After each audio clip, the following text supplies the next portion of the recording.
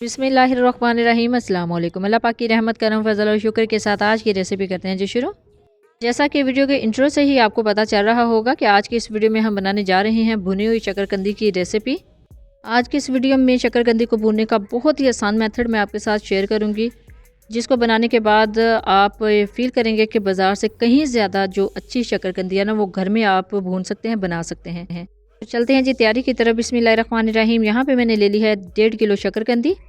सबसे पहले तो इसको अच्छे से वॉश करना है और खुश्क कर लेना है। साथ ही मैंने ले लिया है 3 से 4 टेबल स्पून कुकिंग ऑयल। ये सिंपल कुकिंग ऑयल है जो आप खानों में यूज़ करते हैं। और साथ ही ले लिया जी सिलिकॉन का ब्रश। इस शकरकंदी को ना सिंपली हमने ग्रीस करना है कुकिंग ऑयल के साथ।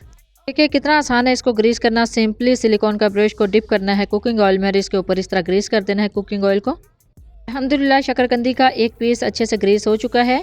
तो इस शकरकंदी को हम भूनेंगे लोहे की कढ़ाई में, तो इसको भी अच्छे से ग्रीस करेंगे। सिंपली ग्रीस करना है, इसके अंदर ज़्यादा ऑयल ऐड नहीं करना। कोशिश कीजिएगा जितने एरिया में हमने शकरकंदी को रखना है जस्ट उतना ही एरिया ग्रीस हो। अल्हम्दुलिल्लाह ये अच्छे से ग्रीस हो चुकी है। इसके अंदर ऐड करेंगे जी शकरकंदी। बिस्मिल्लाहिर्रहमानिर्रहीम। थोड़ा सा मोटा पीस है तो इसको दरमियान में सेट करना है ताकि हीट जो है ना वो डायरेक्ट इस तक पहुँचे। बाकी पीसेस भी 1 बाय 1 करके ग्रीस करके इसके साथ साथ सेट कर देंगे। नीचे से मैंने फ्लेम को ऑन कर दिया है।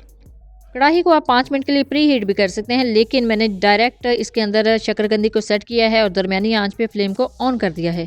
शकरकंदी को अच्छे से सेट करने के बाद इसको कवर कर देंगे तकरीबन 10 से 12 मिनट के लिए। फ्लेम आपको दिखा देती हूँ, 1 से 2 मिनट तक इस तरह तेज़ फ्लेम रखिएगा और उसके बाद बिल्कुल दम वाली आंच कर दीजिएगा। इस दम वाली आंच के साथ हमने 10 मिनट के लिए इसको भून लेना है। 10 मिनट के बाद इसका ढक्कन उठाएंगे तो देखेंगे इसकी कंडीशन। 10 मिनट के बाद ये सारी शकरकंदी की जो शेप्स है ना वो चेंज कर देंगे, साइड चेंज कर देंगे। अब साइड चेंज करने के बाद फिर से कवर कर देंगे। जो स्टीम आपको नज़र आ रही है ना, इसके अंदर हमने पानी ऐड नहीं किया। भुनाई के दौरान शकरकंदी का पानी जो है ना वो खुश्क हो रहा है तो वो स्टीम की शेप में बाहर निकल रहा है। अब 10 मिनट के लिए दूसरी साइड से भी हमने इसको भून लिया है। तो आप सिंपली चेक करेंगे छुरी की मदद से कि ये किस हद तक गल चुकी है। तो अल्हम्दुलिल्लाह बहुत ही ज़बरदस्त तरीके से ये गल चुकी है। गल तो चुकी है ना, लेकिन 5 मिनट के लिए फिर से इसको इसकी साइड चेंज करके हम पकाएंगे, मज़ीद भुनेंगे ताकि इसके अंदर जो कच्चापन है ना थोड़ा सा वो भी ख़त्म हो जाए। क्योंकि ऐसा होता है ना कि जो साइड पे पीसेस होते हैं ना उन पे इतनी ज़्यादा हीट नहीं लगती, तो इस वजह से उनको थोड़ा सा टाइम और देना पड़ता है। तो मज़ीद साइड चेंज करने के बाद 5 मिनट के लिए इसको और कुक कर लेंगे, कवर कर देंगे। और 5 मिनट के बाद मैं इसकी जो फ़ाइनल प्रेजेंटेशन है, फ़ाइनल लुक है वो आपको दिखाती हूँ। तो देखिए अल्हम्दुलिल्लाह अब चेक किया है तो बहुत ही सॉफ्ट हो चुकी है। अब इसको करेंगे जी डिश आउट, क्योंकि ये ऑलमोस्ट सारी गल चुकी है। बिस्मिल्लाहिर्रहमानिर्रहीम। इसको डिश आउट करेंगे।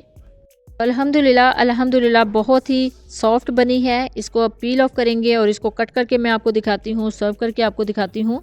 तो ये देखिए कितनी ज़बरदस्त है। ना हमने इसको स्टीम पे रखा है, ना हमने बहुत ज़्यादा ऑयल यूज़ किया है।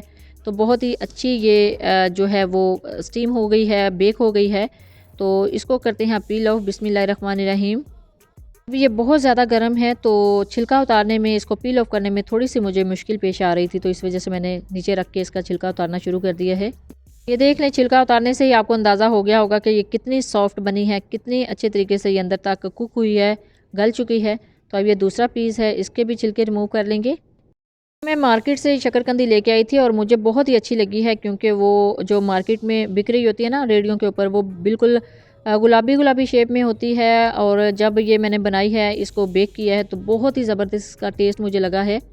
अगर इसकी प्राइस की बात करें तो 150 की मैंने 1.5 किलो ली है, यानी 1 किलो जो है वो 100 रुपये की दे रहे थे। लेकिन आप ये देख लें कि कितना ये हाइजीनिक मेथड है, आप बहुत ही सफाई के साथ इसको घर में बना सकते हैं। बिस्मिल्लाहिर्रहमानिर्रहीम। अब इसको करेंगे जी सिंपली कट। तो देखिए कितनी ज़बरदस्त ये अंदर तक कुक हो चुकी है, बेक हो चुकी है और इसका टेस्ट भी बहुत ही ज़्यादा ज़बरदस्त होता है, यानी ये मीठा मीठा फ्लेवर होता है इसका। क्योंकि जब आप बॉयल करते हैं ना तो इसका सारा टेस्ट निकल जाता है। तो आप इसी मेथड से इसको भून के घर में बनाइएगा। तो आप इसके ऊपर स्प्रिंकल करेंगे चाट मसाला। बिस्मिल्लाहिर्रहमानिर्रहीम।